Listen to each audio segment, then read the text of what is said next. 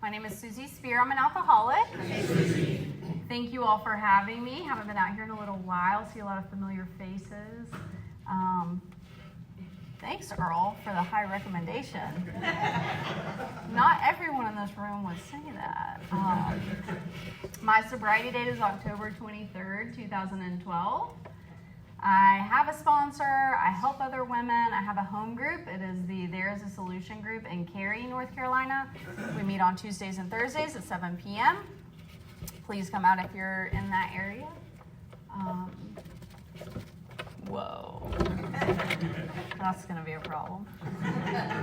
I'm going to tell you all what I was like, what happened, and what I'm like now.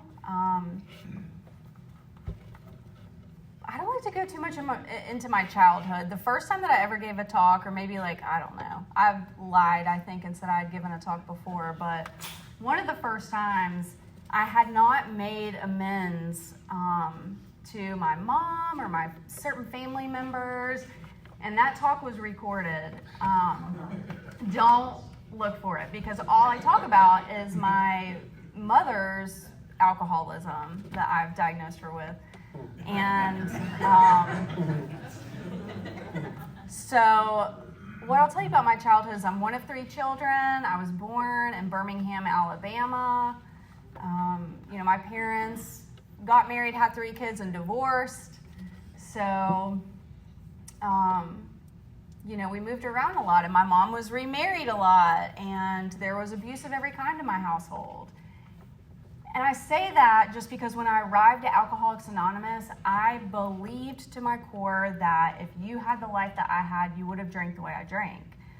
I didn't know that alcohol was a problem. It was duh, once I arrived in Alcoholics Anonymous. I don't know that I felt like it was a solution either. I just believed this is what white trash redneck people do.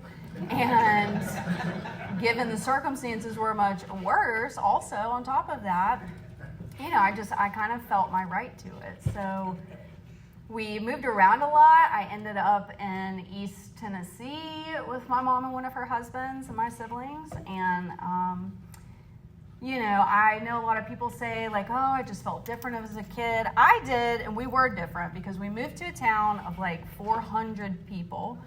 And, there are 3 last names. So everyone knows who is this?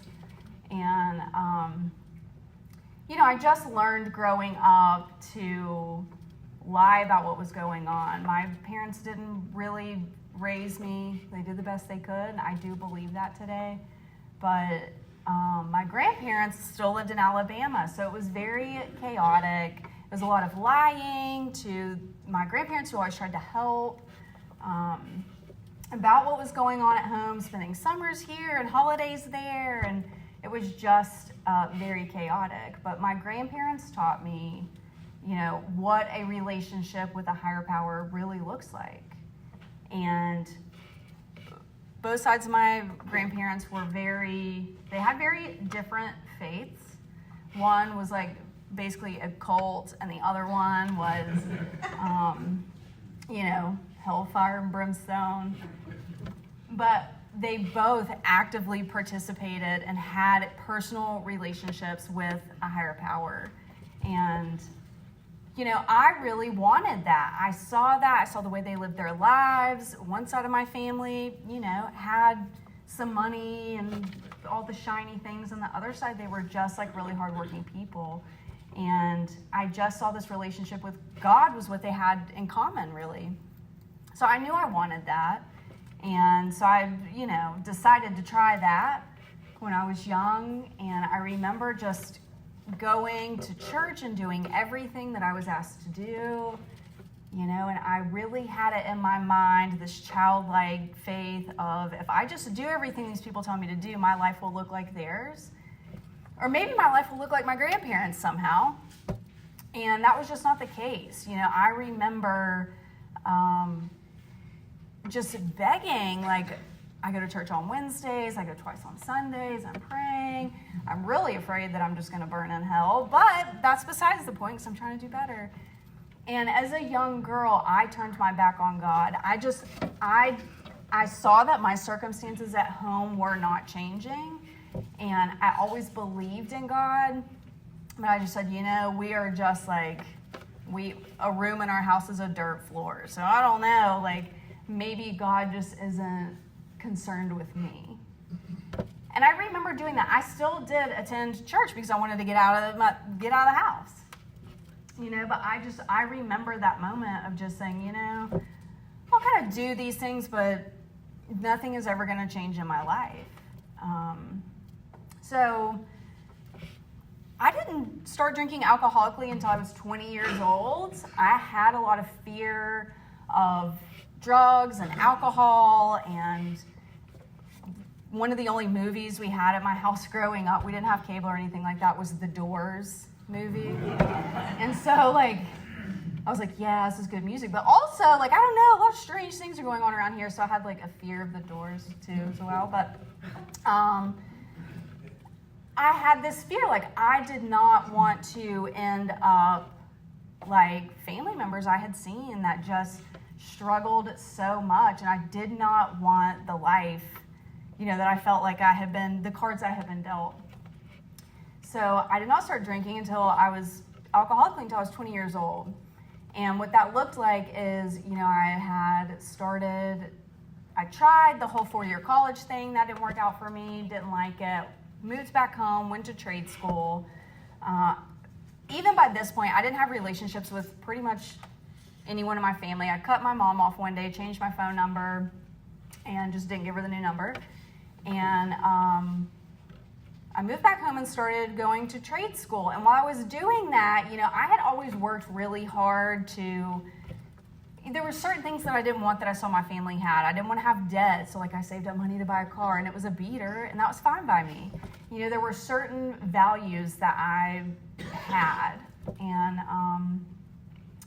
anyway, when I started drinking alcoholically, I was drinking moonshine. And one day, someone just said to me, hey, you're going to be 21. It was a guy I was dating at the time. And he's like, you're going to be 21 soon.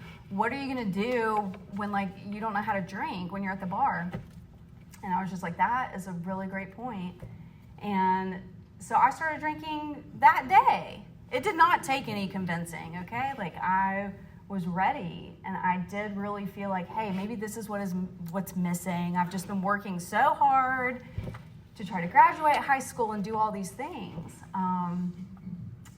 So anyway, I started drinking moonshine that day. And I'm not an alcoholic because that boyfriend offered it to me. Although he did know how to drink. I'm not an alcoholic because of anyone that was there that day. When I drank that moonshine and maybe the second time was able to keep it down, I was where I wanted to be. I blacked out. That was perfect. I didn't have to think about anything in my head. I didn't have to think about anything in my heart, things that had happened to me that I had no control over, or things that I had done that I had complete control over. I didn't have to think about any of that. And that was great. So I started drinking alcoholically, and I had access to moonshine pretty much all the time, straight off the mountain. I thought that was great. I don't want to make it sound like I wouldn't drink anything, because I would. I wasn't turning anything down. But mostly what I would drink is moonshine and then whiskey with a little splash of water. And I could black out pretty quickly. I personally don't remember a lot of good, fun drinking times. I drank for about 5 years before I got sober, and I always drank to black out. What I could do, I didn't drink every day, but what I liked to do was manipulate my work schedule. I graduated that trade school, got a job, everything's great, but I wanted to be able to drink as much as I wanted to drink every time that I did. So I would just manipulate my work schedule. When my boss, wouldn't give me the schedule I wanted, eventually I just took her job. I didn't want the job, but I talked my way into it just so that I could make my own schedule and work 12, 13 hours a day. And then have a day off from work. And then the next day work 12, 13 hours a day, then have the next day off from work because I knew I needed an entire day to drink. Like I would just get up and drunk clean and whatever. Like I would just drink to pass out, to wake up and do it again. I don't remember it being particularly fun. It was just what I did, and everyone knew that. So eventually I decided that man was the problem, East Tennessee was the problem. You know, I hadn't talked to my mom in a long time at this point, and she lived not very far from me. She was the problem, and you know, my drinking had escalated, and I would sit in my garage alone, chain smoke cigarettes. I had a refrigerator out there, and I would just drink and call people and cry and dump all my garbage on them in a blackout and then hang up and turn my phone off. And that was great. It got to where, like, I also would just totally delete my call logs, delete all my text. That was in like T9 texting, so I wasn't doing very much texting. It was too hard. But I would just delete all of that. And the next day, I was like, okay, well, I don't feel that much guilt and shame because I don't really know who I talked to or what I said. And, you know, that's just how I live my life. So at some point I decided it's all these other things are the problem. And my sister had moved to Raleigh, North Carolina. And I told her, like, everywhere she had lived through her college years, you know, oh, I'm going to move there. But for some reason, like, she took me very seriously. I called her. I was supposed to come visit. We were going to go to the beach. 5 weeks from the day that I called her. And I said, you know, I think I'm just going to move in 5 weeks when I come to visit you. And she was like, that's great. And she booked the U-Haul, you know, like she knew I wouldn't. I got a text, you know, like, oh, your U-Haul will be ready. And I decided to move. I was able to, like, get a job very quickly. I had a job before I moved here. I'm like, wow, this is going to be amazing. I told that boyfriend, like, a week or two before I was leaving, like, I'm leaving you. And then I left. And that's how I lived my life. You know, he thought I'd be gone for the summer and come back, and, like, I've never talked to that dude again. So, so I moved here, and, you know, I really did not know that alcohol was the problem, a problem, you know, but when I moved here, somehow my drinking got worse. Like, I didn't understand that. Like, my sister and I would drink together, but now I just had, like, this small little porch that I would drink and chain smoke cigarettes on and call people. And, you know, I didn't have friends that I had, like, grown up with being like, just come out, even though I never would. You know, I didn't have that anymore, and my drinking got way worse. And what I would do in my alcoholism is I would do something for someone else to make myself feel better. You know, like, if you think that I did something really nice for you and you're going to tell everyone about it, that is why I will help you. So I've convinced my dad to move to North Carolina from Alabama. I hadn't lived in the same state as him since I was, like, a very young child. And he did, and then I didn't even, like, go see him for weeks. You know, I just, like, got him up here, like, the family's going to be together. And then I was just totally checked out drinking. You know, by the time I did go to see him, he was asking about a computer question. If you know me, I'm not that inclined with computers. But he asked me for help, so I was like, sure, I'll come help you. And, you know, this was my day off from work. So when I finally decided that, okay, I'll come help you because I'm feeling really bad about myself, you know, I've been drinking that day. It was my day off from work. I don't know how much. I never tried to control my drinking except to know I had the entire day to drink. So I don't know how much. And I got to his house. He lived, I don't know, a few miles from me. And I know I drank while I was there because, once again, like, that is what I did. And I could, I guess, hold it enough together for people to be like, sure, this is fine. And so I drank while I was there. I don't know how long I was there. No clue. But I know I drank while I was there. And I left, I got almost home, and I hit two people who were walking in their neighborhood. And, you know, I'd never been in trouble before. I was 24 years old. I really didn't think I'd been drinking that long. I had only lived here for like a few months, or lived in Raleigh for a few months. And it was just really scary. I've been reflecting a lot about it, and the cops came and they picked me up, they took me to jail, and they didn't know that I was drunk. Like, they let me ride in the front seat of the cop car. I was hysterical. And I tried to call my family before going, and I don't even remember if they were able to show up, but I just remember being in that jail and feeling like I just knew that I'd harmed other people, and alcohol was a really big problem. And, you know, they took me in front of the magistrate judge, and he just didn't even want to look at me, and I knew that feeling because I haven't been able to look at myself for so long. So he asked me, he said, you know, or he said to me, I hope you had a good time. The man that you hit is probably going to die, and the woman is not doing well. And I'm going to make sure that you go away for a very long time. And I was fine with that. Honestly, like, I didn't want to get out of jail. I wanted to be under the jail. I didn't want to talk to any of my family. You know, I knew that feeling.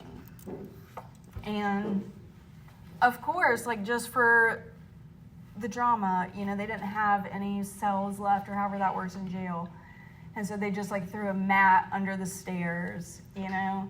And my sponsor now, she's like, oh, you're such a martyr.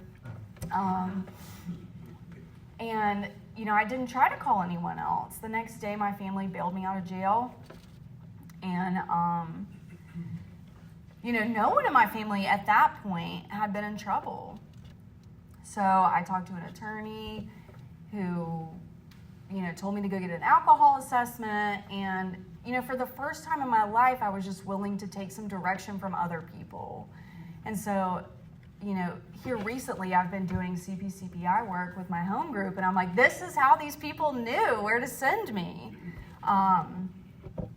So I took an alcohol assessment with this sweet old man in Raleigh, and I thought he was gonna like be really nice, and he was not. You know, I was completely honest on the intake forms about how much I was drinking, what that looked like. I mean, I had to flip on the back. And I remember he just looked at me and he was like, oh, you're going to treatment. And I didn't know what that meant. You know, I grew up in an age where it was like, you know, Britney Spears or Lindsay Lohan or Paris Hilton, like, you know, like they went to rehab though. Like, I didn't know what treatment meant. And it's the same thing. But he said, you're going to treatment. And I just agreed to go. You know, there was a week-long period in between the day that I had that accident and my first day in that treatment center in Surrey County, North Carolina. And I can't tell you what I did in that week's time.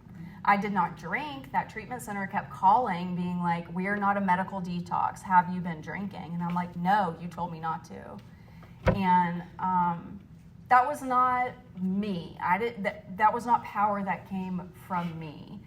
I really relate in the big book where it says, like, fear sobered us up for a bit. Because I really feel like that's what happened. I just was so scared of what was going to happen, if these people were going to die, how that affected their family.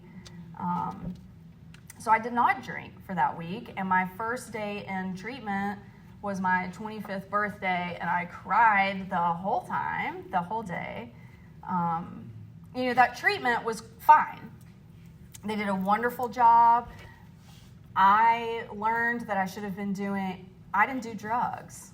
But I learned I should have been doing cocaine so that I could drink longer while I was in treatment, that's what everyone around me was doing that for. the effects on the brain, chalk talks, Father Martins, worksheets, just all these different things, all great information. But the reason that I'm still sober today is because they took us to meetings of Alcoholics Anonymous. And when I got there in the train depot basement with a smelly couch and a bunch of what I thought were old men,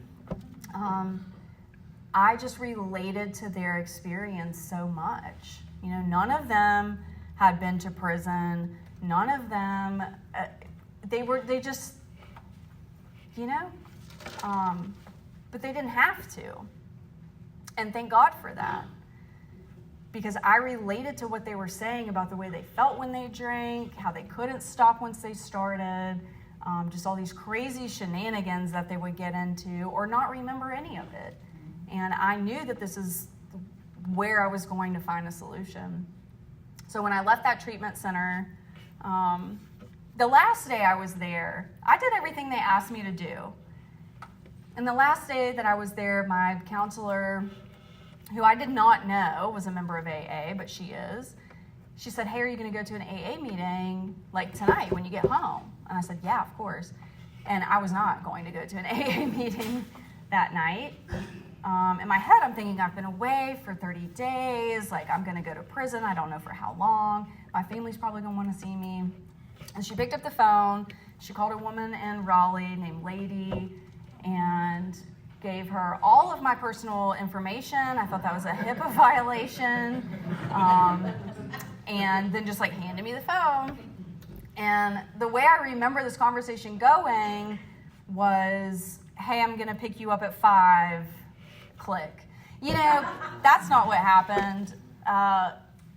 Lady tells me today that she was so kind and so sweet and reassured me everything was going to be okay. I don't know if that's true or not, but she did pick me up at 5 o'clock that evening, and she took me to a meeting of Alcoholics Anonymous. That was my home group for several years. She was having me set up that night. I thought that was like a little much, like I'm new. Why am I putting the chairs out? She wasn't gonna do it, but she would have me do it.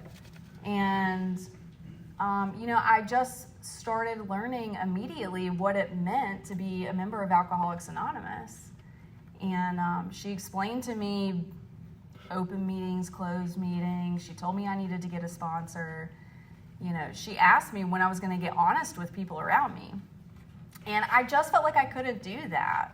You know, I was sober for 3 months total before I went to prison.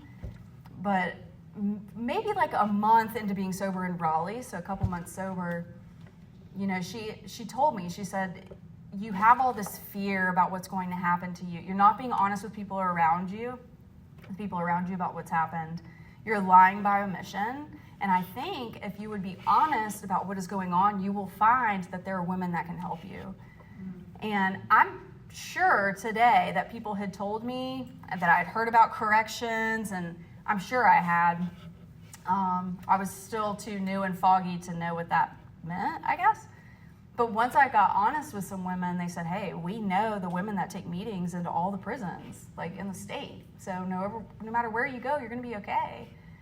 And I don't really know that I believed that totally, because the main woman who was telling me is like from Cary. She drank a little bit too much in college and like played soccer. I was like, "What do you know?" She's a bad alcoholic. I didn't know that at the time.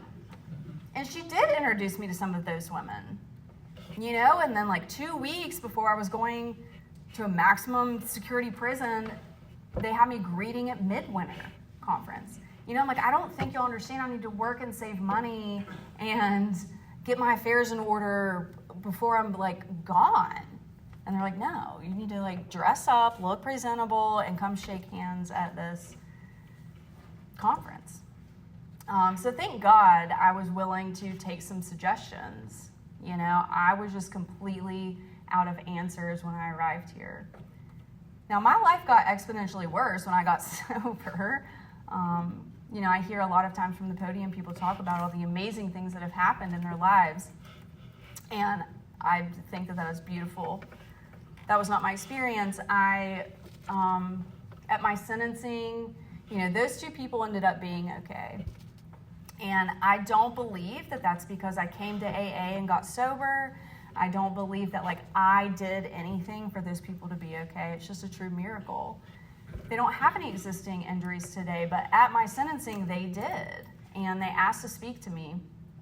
And, you know, I just remember telling my sponsor, like, my attorney just wants me to talk to them. I can't do that. Like, I cannot face them. And she just looked at me and she's like, it's a good thing it's not about you. And that was true. And that's the way that I've always needed to be helped. I need other people to be honest with me about myself. Because I'm going to think that I'm on the straight and narrow, just doing everything really good, until I get honest with people about what is actually going on. And they're gonna say no, like, what are you talking about?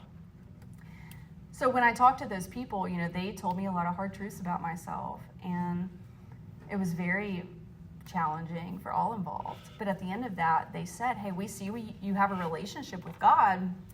We don't know what all that is about, but we hope after you get done with these consequences, you can continue that. And I like to believe that I have. So I went to prison. You know, don't recommend. You don't have to do that to get sober. But that is what I did. And, you know, a lot of times I don't go into a lot of great detail about what that experience was like, but it was really hard. You know, I was sober for 3 months. I had 2 months in like really good AA. And I thought I wasn't going to have to work all the steps. I'm like, I've read ahead. I know I can't do half of this stuff while I'm in the big house, so I'm going to breeze right through. And the women around me in Alcoholics Anonymous who were writing to me, who were bringing the meetings into the facilities, let me know, like, hey, if you're not going to be willing to do all of these steps outlined the way that they are in the book, we'll find someone else to help. And I thought that was like really mean. None of them had been to prison. They didn't know how hard it was. But they were right. You know, I mean, I worked all of the steps while I was incarcerated, you know, doing like a 4th step. I was sending it back and forth in the mail. The 5th step, I was doing it with women that I was incarcerated with. And, you know, my sponsor would come in for visitation. She was like 7 months pregnant at the time. I just like could not understand why she was coming into this prison 7 months pregnant for me to tell her, you know, about everyone I hated. And she just reassured me, one day, Suzy, like, you will be helping others, like, you'll be willing to pay it forward. So I worked all of the steps, and I sponsored a lot of women while I was incarcerated. Unfortunately, to this day, none of them have stayed sober. But I do get to still see some of them frequently as they're back in the prisons. And I take meetings in there now, which is very sad to see, but I'm glad to see them alive. So there's that. But I did try to help others. I was not perfect. I don't want to make it sound like I was just like a perfect AA member in my first year and a half of sobriety, because I wasn't. You know, there was a time, most recently, as I go back into the minimum prison, just recently opened back up. And there's a lady there who, she has known me because I've taken meetings back into the facilities for a long time now. And she said, hey, remember that story about when you unplugged someone's CPAP machine when you were incarcerated? And I had remembered that again recently, but I don't know why she remembered it. She's like, did you ever clean that up? And I'm pretty sure I did. You know, like, I was not perfect by any stretch of the imagination, but I had tools that other people didn't have. And I really tried hard to help others while I was there. So I did eventually get out of prison, and you know, I was very happy that day to go to an AA meeting. When I was leaving treatment, I mean, I could have gone to an AA meeting anytime that week, and that would have been fine by me. But I knew the day that I left prison, you know, because of what you all told me, that I needed, if I wanted to have a chance to really stay sober, I needed to be in an AA meeting. And so I went to my home group, and, you know, once again, I had all this fear. One of my reoccurring shortcomings or character defects is just knowing that people are judging me and are criticizing me for what I am, when I'm not, things out of my control. And so I just knew that when I went to that meeting, someone was going to be like, oh, have you been out drinking? I just had that in my mind. Like, what am I going to say when someone is just like, you've been testing the water some more? And that did not happen. There was a man there who, I'd kind of known before I went to prison. And he just said, hey, what's your name? Suzy? It's good to see you. That's all he said. He didn't ask any questions. Maybe he was assuming in his mind, but he did not say it out loud to me. And, that just felt really nice to be wrong in that moment, to be humbled in that moment by my higher power. Like, hey, you do not know everything. And so that was my home group for many years. When I got out, I worked the steps, face to face, line by line, word by word, blah, blah, blah. That was much better. I much preferred doing it that way than the alternative. So after getting out of prison, I just had a lot of things that I still needed to clean up. I wrote letters while I was incarcerated. Some people wrote me back, some did not. I was convinced that I would never make amends with my mother because we'd had such a bad relationship my entire life. And there were so many things that I resented about her. When the truth really was at that time, it was like looking in a mirror of my alcoholism, So I just knew, like, okay, well, I'll just never talk to her ever again anyway. So can't write her a letter. It's fine. But, I really, over like a few years, which I don't recommend waiting this long, but it's what I did. I just really started to feel like I needed to make amends with her. And I had talked to my sponsor ad nauseum about making amends with her. Like, well, what would I say? What would I do if I were to call her? I haven't talked to her since I was like a teenager, or maybe a few times since then, but like, I can't give her my phone number or my address. Like, I just had all these reasons why I didn't want to do it. And so we talked about it for probably like a year before I really felt like I could do it. And one day, I just knew. I don't know if I've ever like just known anything since I've been sober like I did this. But I woke up one morning and I knew I needed to call her.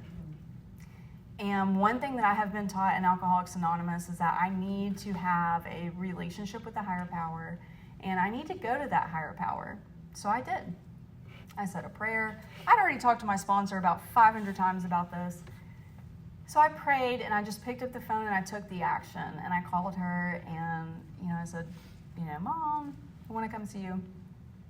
And she just couldn't believe it. She was like, Suzy? Like Suzy Spear?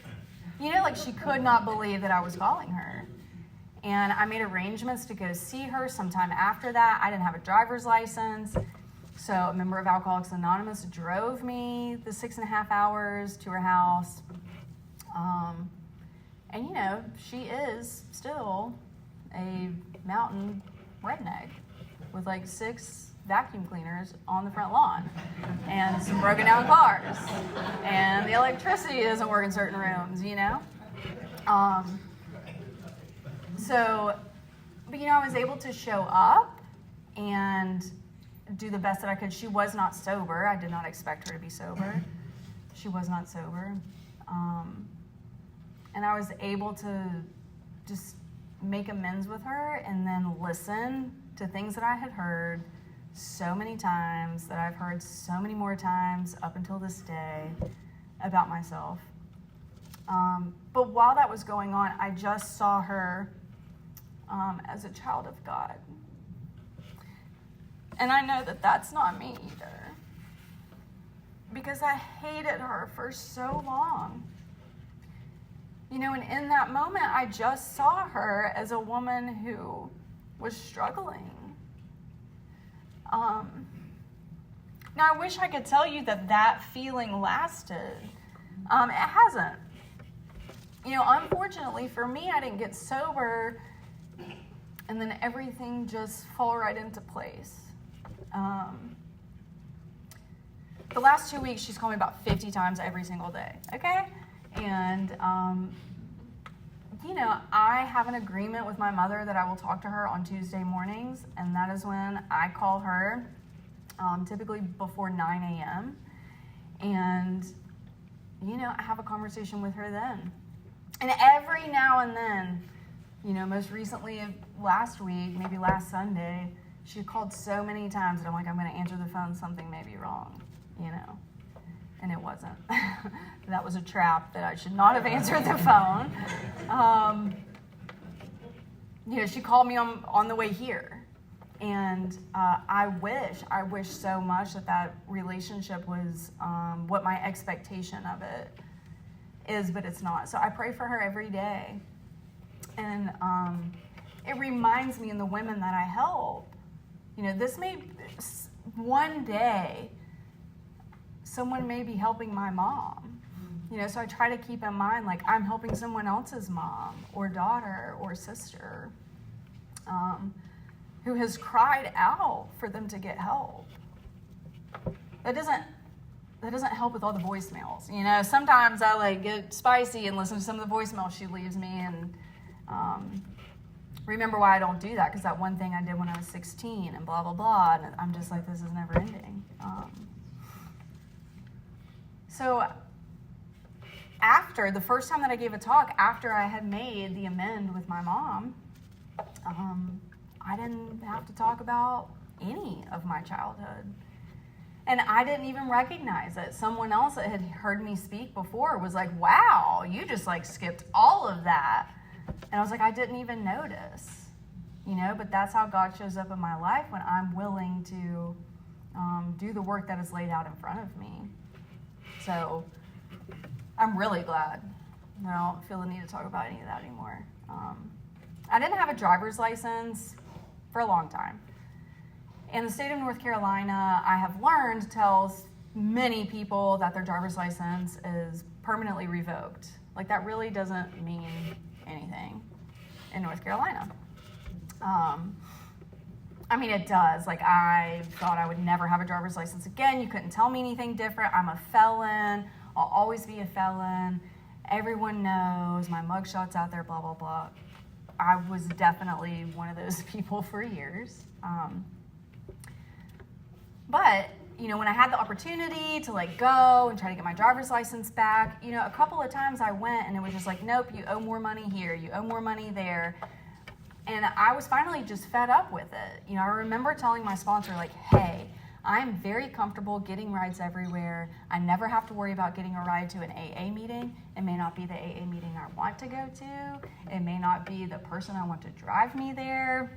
I can get to and from work. I've got my guy, Tony, from Taxi, who just gave me his personal number. We worked out a deal. This is pre-Uber. And I'm comfortable with that. I'm sick and tired of trying to clean things up and being hit with all these other things that they could have told me from the beginning. And, my sponsor said, hey, how about next year when you can have another hearing, you just do that next year. You don't have to make a decision right now. And I needed to hear that, because I I'm an action person. AA says take all these actions. I'm like, yes, concrete results. I'll do all the actions and then everything will be fine. And that has not been my experience, actually. So I was able to get my driver's license back the next year, and it stunned me so much because I convinced myself that it was never going to happen that I walked home from the DMV. I was just like, I don't know what just happened, but I have to walk home. And I did. And what I can tell you is driving is a privilege to me. It is not something that I take lightly, that I always just thought, I have a right to drive this car, I paid for it, I pay for the insurance. It really is a privilege to me today to be able to do that and give back to women who also may not have their driver's license, because a lot of us don't when we get here. I never wanted to go back into another prison ever. In fact, I didn't even tell many people that that's where I had been for a long time. I had so much guilt and shame, and I was just like, this is going to be impossible to get an apartment or do anything in life. Thank God, like, my professional license isn't in jeopardy, because everyone that does my job is an alcoholic or drug addict. But I just had all of these. I was just very fearful, because I've had family members who no longer speak to me due to the fact that I got into an accident. I didn't have money for an attorney to get out of it. I don't know that I would have anyway. And that I'm a felon. Like, it just blows my mind today. But in the moment, I really understood, and I'm like, well, I wouldn't want to talk to me either. So, anyway, I just really felt like I wasn't going to be able to do a lot of things in my life that I wanted to do because of all of these consequences from drinking. And what I have found is that when I get honest with people about where I am and what is going on, it takes a lot more work to do things, but I just want to hide and not tell anyone, and I didn't tell anyone for quite some time. When I did, then these women started telling me, like, hey, you should go back into the facilities. Like, who knew that's where you were? That's crazy. You stayed sober, you worked the steps, like, let's get you back in there. And that's the last thing I ever wanted to do. I never wanted to go back in. I had too much fear. I wanted to leave that part of my life behind me and pretend like it never happened. And sober women around me would not allow me to do that. So similar to my driver's license, I would submit the paperwork, they would deny me. I'd submit the paperwork, they would deny me. I would never follow up on it. There's a statute in North Carolina, actually, for the volunteers that if they deny you, they have to give you a reason. I never followed up, and I told everyone, well, I'm the one they're not going to give a reason to. And the second, third, fourth time, I don't know, that I had done that, someone overheard and they said, I'm going to call and I'm going to find out. And I was like, oh no, this is not good. She's really going to get me in there. And she did. Like a week later, I had a blue card to be able to go into the prison in my mailbox. And that was not the plan. That was just not my plan. God's plan is so much better. I've been going back into those facilities for probably like 8 years now. And, during the pandemic, when everything shut down, I maintained those lines of communication with some of the people at the prison. And, I was able to show back up. I was the only person with the blue card. And when the meeting was getting restarted in 2021, I must have shown up there for at least a couple of months. I like to be a little dramatic, but I think it was at least 8 weeks that I showed up every Monday, and they were like, we don't know what you're talking about. And I had like a letter from the warden, like, she is here for AA, let her in. They're like, no. But what Alcoholics Anonymous has taught me is that I go through every avenue correctly. And when I did that, we were able to start the meeting. And because I showed up there and didn't get in, I made really good friends with all of the people in the gatehouse. And they know my name and they know my car. When I got a new car, they were like, hey, that's nice. And I hadn't seen these people in weeks, They're like, oh, we're in the tower, like, we're watching you. I didn't like that. But what that led to is being able to start a meeting at a men's minimum facility and at a women's minimum facility, because these people knew my name and they knew my face and they knew I was going to show up no matter what. They know that I'm an ex-offender, and they're just like, hey, I don't know. Like, you're here all the time. This little AA thing, I guess, works. They're not questioning it. I'm nice and polite even when they're rude. Which for me, if you know me, I get rude in the car on the phone in the car later. But, that was just never the plan. And they've been some of the best meetings that I've ever attended. And it's not because I have experience of being in prison. It's because these women are incarcerated and they are more free than a lot of people I know out here because they have a relationship with their higher power and they're working these steps.